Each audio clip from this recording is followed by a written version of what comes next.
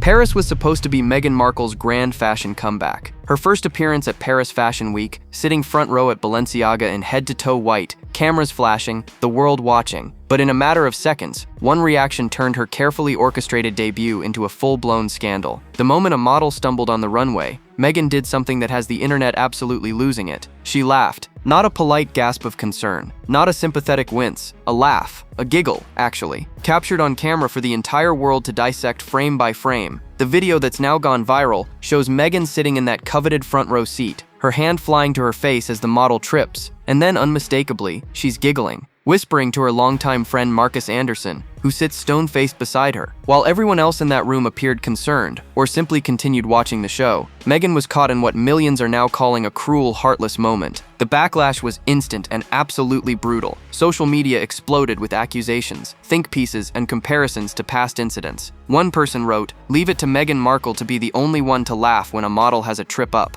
Another commented, "Very sympathetic. A real mark of a good person, right?" The sarcasm was dripping, and it wasn't stopping there. Thousands piled on, with one user noting, and then she very quickly realized how inappropriate and cruel that was. Too little, too late. But here's where it gets even messier. This wasn't just about one isolated giggle. People started pulling receipts, connecting dots, building a case. The comparisons started flooding in. Remember when Meghan allegedly laughed during an autistic singer's performance of the Canadian national anthem at a hockey game? The internet remembers. What about when she appeared to smirk as an elderly man fell from his horse during trooping the color? Oh, they brought that up too. And let's not forget the accusations that she laughed when 3-year-old Princess Charlotte stumbled while waving. Suddenly, this wasn't just about a fashion week faux pas. This was being framed as a pattern, a disturbing trend of inappropriate reactions at other people's misfortunes. Why does she find such joy in others tripping or falling? One person questioned. Another went further, stating, "Inappropriate laughter, usually at someone else's misfortune, is the only spontaneous thing Meghan does. All the rest is calculated and performative." Meghan's team hasn't officially responded to the specific giggling accusation, but the damage is done. The video has been shared thousands of times, analyzed, slowed down, zoomed in, and this was just day one of her Paris adventure. Because what happened next, from Instagram videos near Diana's crash site to awkward air kisses with designers, would turn one weekend into an absolute publicity nightmare. The Balenciaga giggle might have been the spark, but the internet was ready with gasoline. Within hours of that video going viral, social media transformed into a full-blown investigation unit, pulling up every single instance where Meghan allegedly laughed at inappropriate moments. And let me tell you, people had the receipts ready to go. First on the list was the 2018 Canucks hockey game incident. Meghan was caught on camera appearing to laugh during an autistic singer's rendition of the Canadian national anthem. The footage shows her giggling while others around her stood respectfully. The backlash at the time was significant, with people calling her a mean girl and pointing out she seemed to be the only one finding something funny. Fast forward to 2025, and that clip is being shared alongside the Paris fashion show moment as proof of a disturbing pattern. Then there's the trooping the color disaster from June 2018. Field Marshal Lord Guthrie, 79 years old at the time, fainted and fell from his horse during the ceremony. It was Meghan's first balcony appearance after her wedding,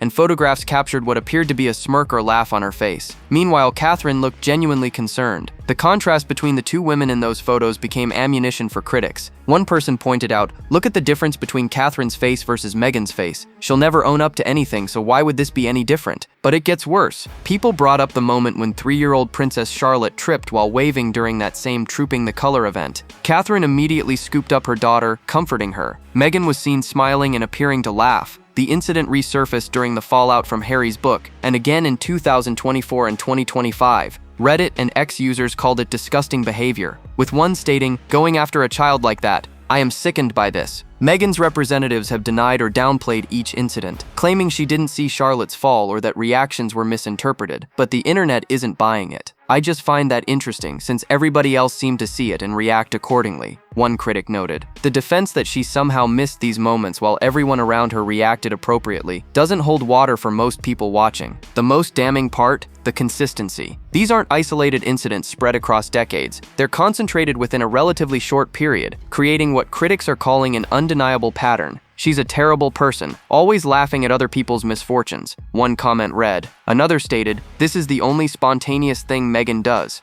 everything else is calculated. As the Paris giggle continued making rounds online, this history became impossible to ignore. What Meghan's team might have hoped would blow over quickly, instead reopened old wounds and reinforced a narrative she's been fighting for years. And the Paris trip was just getting started. If the giggling incident wasn't bad enough, Meghan managed to create an even bigger controversy before she even left Paris. And this one hit a nerve so raw, so deeply inappropriate, that even some of her defenders struggled to find explanations. On Sunday, October 5th, Meghan posted an Instagram story from inside her car as it drove through the streets of Paris. Sounds innocent enough, right? Except for one absolutely jaw-dropping detail. The video was filmed dangerously close to the Pont de l'Alma tunnel, the site where Princess Diana died in a car crash in 1997. The clip showed passing views of the Pont Alexandre III and Pont des Invalides bridges as her vehicle cruised along the Seine. Pretty Parisian scenery, twinkling lights, very aesthetic. Then the camera panned down to show Meghan's feet propped up on the seat in front of her, relaxed and carefree. She captioned the whole thing, "A magical night. A magical night." Let those words sink in for a moment. She posted footage from a car driving near the location where her husband's mother was killed in a car accident, captioned it as magical, and showed herself lounging without a care in the world. The fury was immediate and absolutely scorching. Royal commentator Richard Fitzwilliams didn't hold back, calling Meghan's video utterly bewildering and insensitive beyond belief. Speaking to the Daily Mail, he tore into the decision to share such content. "I don't understand what on earth she was thinking." Well, she can't have been thinking. No advisor would ever advise doing something so strange, he stated. He added that while Meghan likely didn't intend to cause offense, the timing and location were deeply inappropriate, and another example of the Sussexes doing something that makes no sense at all. Social media erupted with disbelief and anger. Diana was the darling of the media. This is a stupid move. It will turn the media against her now. How absolutely awful, one user wrote.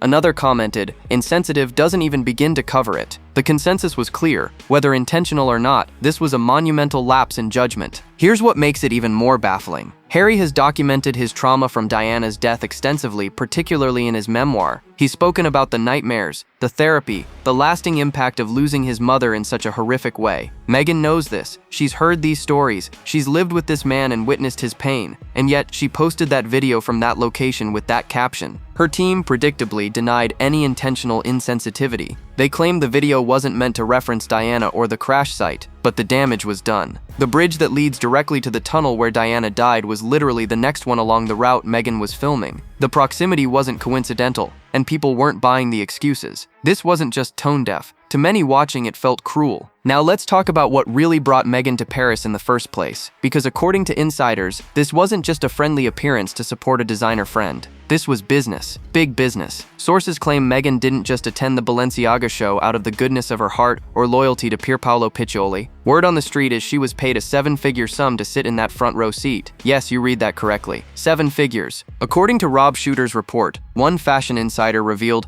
it wasn't an invite, it was a transaction. The source continued, Balenciaga wanted global attention, and Meghan delivered. And deliver she did, though probably not in the way anyone anticipated. Another insider added that Meghan's team treated the entire appearance like a movie premiere, complete with negotiations that would make Hollywood agents jealous. So what exactly did this alleged 7-figure deal include? According to reports, Meghan's contract covered a private jet from California to Paris, a 5-star luxury suite, and a full glam squad on standby. The source claimed, private jet, 5-star suite, glam squad, all part of the agreement. Essentially, Meghan was reportedly the highest paid guest at the entire show. Not an attendee, not a supporter, a paid guest. The distinction matters, especially when her team publicly framed the appearance as supporting a friend's new creative chapter. Here's where it gets even more complicated. Balenciaga isn't just any fashion house. This is the brand that faced massive backlash in 2022 for an advertising campaign featuring children holding teddy bears dressed in bondage gear. The scandal was so severe that Kim Kardashian, one of the brand's biggest celebrity supporters, publicly cut ties with them. The campaign sparked outrage globally, with accusations that the brand was promoting inappropriate content involving children. Balenciaga issued multiple apologies, claimed the content was unapproved, and spent over a year trying to rebuild their image. And now in 2025, as Pierpaolo Piccioli attempts to steer the brand toward a more elegant, refined direction, Meghan Markle shows up. The woman who has built her public persona around child advocacy, empowerment, and protecting vulnerable communities allegedly took a 7-figure payday to support this particular brand. The hypocrisy wasn't lost on anyone. Social media exploded with accusations. The Duchess of Hypocrisy.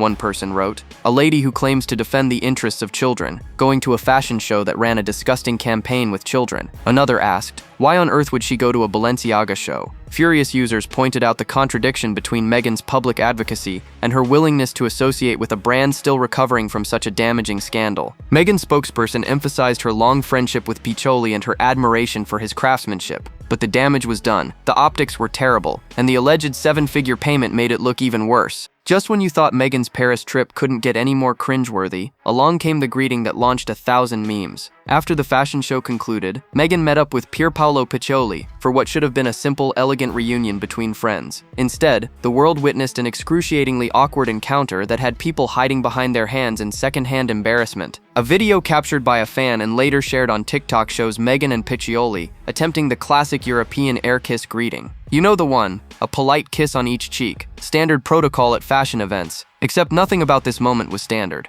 As they leaned in, the timing was completely off. They nearly bumped heads, came uncomfortably close to kissing each other on the mouth, and the whole interaction looked painfully forced and nervous. Social media had an absolute field day with the footage. The comments section became a roasting session that nobody could look away from. They almost kissed on the mouth, one person noted with obvious glee. Another commented, this complete lack of class while greeting Pierpaolo Piccioli speaks volumes about her nervousness and total absence of basic etiquette. The clip went viral across multiple platforms with TikTok, X, and Instagram users sharing it endlessly. Body language expert Judy James weighed in on the disaster, and her analysis was fascinating. Speaking to The Mirror, James explained that Piccioli actually created the awkward moment, not Meghan. It was Piccioli who created the cringe moment for poor Meghan, getting way too close to greet and speak to her, leading to a lack of reading her nonverbal cues when they air-kissed, leading in turn to a nose clunk when they each aimed in the wrong direction, she stated. James continued, pointing out that Piccioli kept his sunglasses on during the greeting, which definitely didn't help the situation. She added that he tried to take control of Meghan by turning her to face the cameras, creating additional awkwardness, so according to the expert,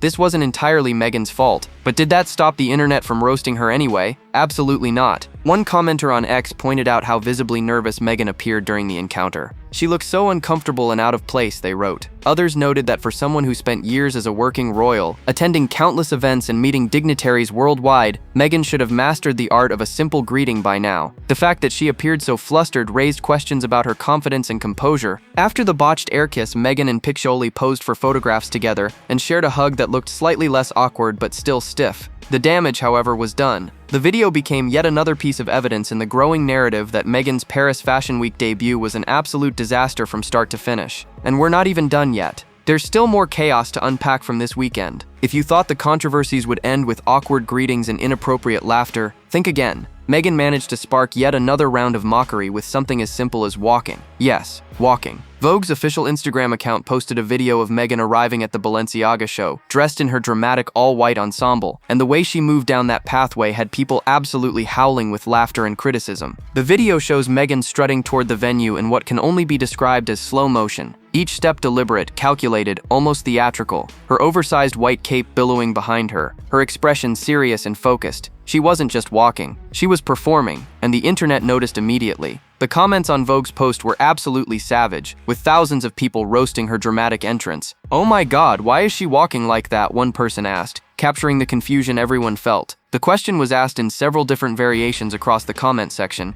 each one more bewildered than the last. Another user wrote, "Erg, the ego has landed," suggesting Meghan's entrance screamed self-importance rather than elegance. One particularly brutal comment stated, "That's the walk of delusions of grandeur." But the roasting didn't stop there. Another observer noted, "It's like she's walking in slow motion, just to make sure everyone can see her. We see her all right, and she looked ridiculous." The consensus was clear. Meghan wasn't just attending a fashion show. She was making sure every single person, every camera, every photographer captured her arrival. The performance of it all felt forced and attention-seeking to most people watching. Critics pointed out that actual models, the professionals who walk runways for a living, don't even strut like that off the catwalk. One person commented that Meghan walked as if she thought she was on the runway herself, which is ironic considering the earlier controversy about her laughing at a model who actually stumbled during the show. The layers of irony weren't lost on anyone. At this point, it became clear that everything Meghan does is viewed through a lens of skepticism. One commenter summed it up perfectly, stating, "It's peak performative. Any of you haters would do the same for a Fire Vogue pic," attempting to defend her. But even that defense acknowledged the performance aspect. Meghan wasn't being natural. She was curating a moment, manufacturing an image, ensuring maximum impact. And here's the thing, Meghan had at least one defender who argued, she's walking like that so she can get a sleigh picture. Fair enough. But the problem is, when everything you do feels calculated and staged, people stop seeing authenticity. They see strategy. They see someone desperate for attention and validation. Whether that's fair or not is debatable, but it's the reality Meghan faces every time she steps into the public eye. The walk became yet another viral moment from a weekend full of them, and not in a good way. Here's something that makes Meghan's Paris appearance even more intriguing. This wasn't just her first time at Paris Fashion Week. This was her first trip back to Europe in 3 years. 3 entire years. The last time Meghan set foot on European soil was September 2022, when she attended Queen Elizabeth's funeral in London. Since then, radio silence. No visits, no appearances, nothing. Until suddenly, out of nowhere, she jets to Paris for a fashion show. The timing raises so many questions. Why now? Why Paris? And why, after avoiding Europe for 3 years amid fractured royal relationships and ongoing family drama, did a Balenciaga show become the reason to finally return? According to reports, the royal family was reportedly blindsided by Meghan's surprise appearance. They didn't see this move coming, and sources suggest it created quite a reaction behind palace walls. Royal watchers have noted that Meghan's European absence has been conspicuous. Her children Archie and Lilibet have barely spent any time with their paternal grandparents, King Charles and Queen Camilla. The kids haven't formed relationships with their cousins, Prince George, Princess Charlotte, and Prince Louis. Harry has made occasional solo trips back to the UK for legal matters and brief visits with his father, but Meghan has stayed firmly planted in California. So what changed? Well, sources close to the situation suggest this could signal a shift in the Sussexes' strategy. Harry has been slowly attempting to reconcile with King Charles, and their recent meetings seem to thaw some of the icy relations between them. In September, The Telegraph reported that Harry would love to come back to the UK more, though not in an official royal capacity. A source explained that his plans are driven by the causes he supports, stating he would try to make trips work when requested. Then there's the Portugal connection. In October 2024, Meghan and Harry purchased a home in Portugal, specifically in the upscale Costa Terra Golf and Ocean Club neighborhood. Interestingly, that's the same area where Princess Eugenie and her husband Jack Brooksbank live. The property purchase sparked speculation that the Sussexes might be planning to spend more time in Europe, potentially using Portugal as a base while avoiding the UK entirely. Meghan's Paris trip could be testing the waters, seeing how European appearances are received, gauging public reaction, and potentially laying groundwork for more frequent visits. The fact that she chose Paris, a city synonymous with glamour and fashion, rather than London with all its royal baggage, seems strategic. She gets the European presence without the family drama and tabloid frenzy that comes with UK visits. But here's what makes it all so calculated. If Meghan truly wanted to reconnect with Europe or spend time closer to Harry's family, there are countless ways to do that quietly. Instead, she chose a high-profile fashion event, complete with alleged 7-figure payment, global media coverage, and maximum visibility. That doesn't scream reconciliation, that screams business move. While Meghan was busy creating controversy with her behavior, fashion critics weren't exactly singing her praises either. In fact, the reviews of her actual outfits were pretty brutal. For someone making her Paris Fashion Week debut, allegedly getting paid 7 figures to attend, and sitting front row at one of the industry's most prestigious events, Meghan's fashion choices were called safe, boring, and disappointingly uncreative. Multiple fashion outlets pointed out that Meghan wore a cape not once but twice during her Paris weekend. First, the oversized white cape at the Balenciaga show itself, paired with a button-down shirt and wide-leg trousers in the same color. Then, for the after-party, she wore a sleek black Balenciaga gown that was elegant but incredibly minimalist. The consensus from fashion insiders? Vanilla. Predictable. Playing it way too safe. One article titled Meghan Markle's Paris Fashion Week outfits prove the royals aren't to blame for her lack of creativity really went in on her choices. The writer pointed out that for years Meghan's minimalist style was excused because people assumed she was following royal protocol and strict palace rules about what she could wear. But now, years removed from royal life, and attending one of fashion's biggest events where creativity is celebrated, she still chose the safest, most neutral options available. The article continued, noting that Paris Fashion Week is when most attendees use every opportunity to push boundaries, experiment with bold colors, try avant-garde silhouettes, and make statements. It's fashion's playground, but Meghan? She stuck with her tried-and-true formula of monochromatic neutrals and classic cuts. From safe silhouettes to classic neutral colors,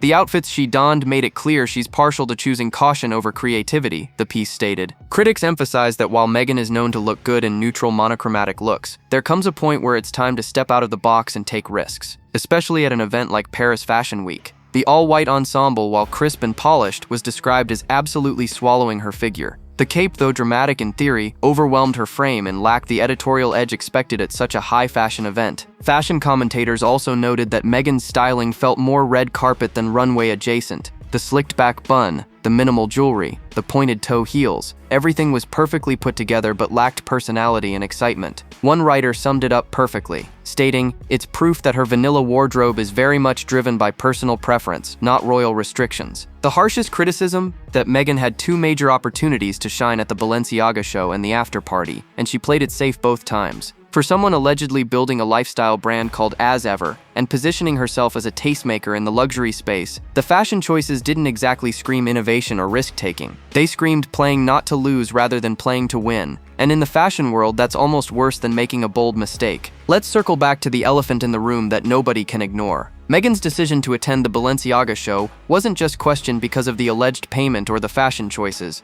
It was questioned because of what Balenciaga represents after the 2022 scandal that rocked the fashion world and beyond. And for Meghan, a woman who has built her entire post-royal brand around child advocacy and empowerment, the choice to associate with this particular brand raised serious eyebrows. In case anyone forgot, Balenciaga launched an advertising campaign in 2022 that featured children holding teddy bears dressed in bondage gear. The images sparked immediate outrage, with people calling the campaign disturbing, inappropriate, and exploitative. The backlash was so severe and widespread that it dominated headlines for weeks. Parents, child safety advocates, and concerned citizens demanded accountability. Kim Kardashian, one of Balenciaga's biggest celebrity supporters, and someone who had worn the brand constantly, publicly announced she was cutting ties with them. She released a statement expressing her disgust and concern, stating she was re-evaluating her relationship with the brand. That's how serious the scandal was. One of fashion's most influential figures walked away. Balenciaga scrambled to control the damage. They claimed the campaign featured unapproved content, issued multiple apologies, and accepted full accountability for what happened. The brand spent over a year trying to rebuild trust, rebrand their image, and distance themselves from the controversy. Hiring Pierpaolo Piccioli, a designer known for romance, elegance, and timeless craftsmanship, was part of that rehabilitation strategy. So when Meghan showed up in 2025 to support Piccioli's debut,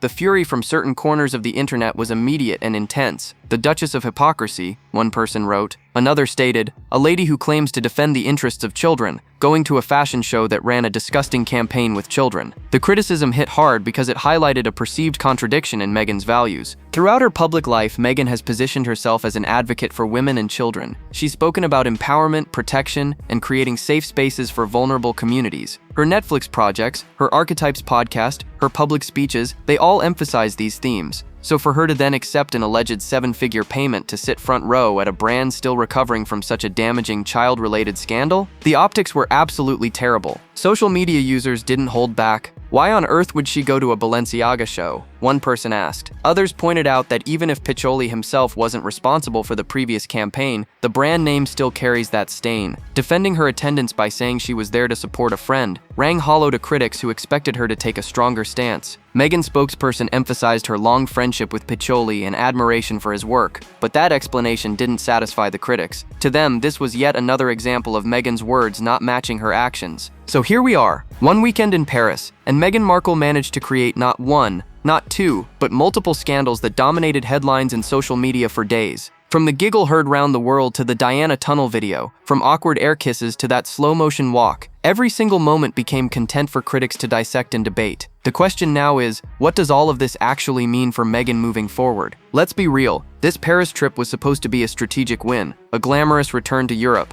a high-fashion moment, positive press coverage showing her mingling with Anna Wintour and supporting a friend's new creative chapter. Instead, it became a masterclass in how things can go spectacularly wrong when every move is scrutinized and every misstep is amplified. The pattern of behavior allegations, whether fair or exaggerated, have stuck. The laughter at inappropriate moments, the tone-deaf Instagram post near Diana's crash site, the association with a controversial brand, it all feeds into a narrative that Meghan either doesn't understand optics or simply doesn't care. Neither option looks good when you're trying to build a lifestyle empire and position yourself as a serious player in the luxury space. Her upcoming ventures, particularly the As Ever brand launch, now face additional scrutiny. If she can't navigate a single weekend in Paris without multiple controversies, How will she successfully launch and maintain a brand that requires consistent positive public perception? Investors, potential partners, and consumers will all be watching closely to see if this was an anomaly or a preview of more chaos to come. Then there's the royal family angle. Meghan's first trip back to Europe in 3 years wasn't to see family or attempt reconciliation. It was for a paid fashion appearance. That sends a message, intentional or not, about priorities. Harry's attempts to slowly rebuild bridges with his father and possibly create a path back to more frequent UK visits just got more complicated. Every move Meghan makes reflects on both of them, and this weekend didn't exactly help their cause. The internet, as always, remains divided.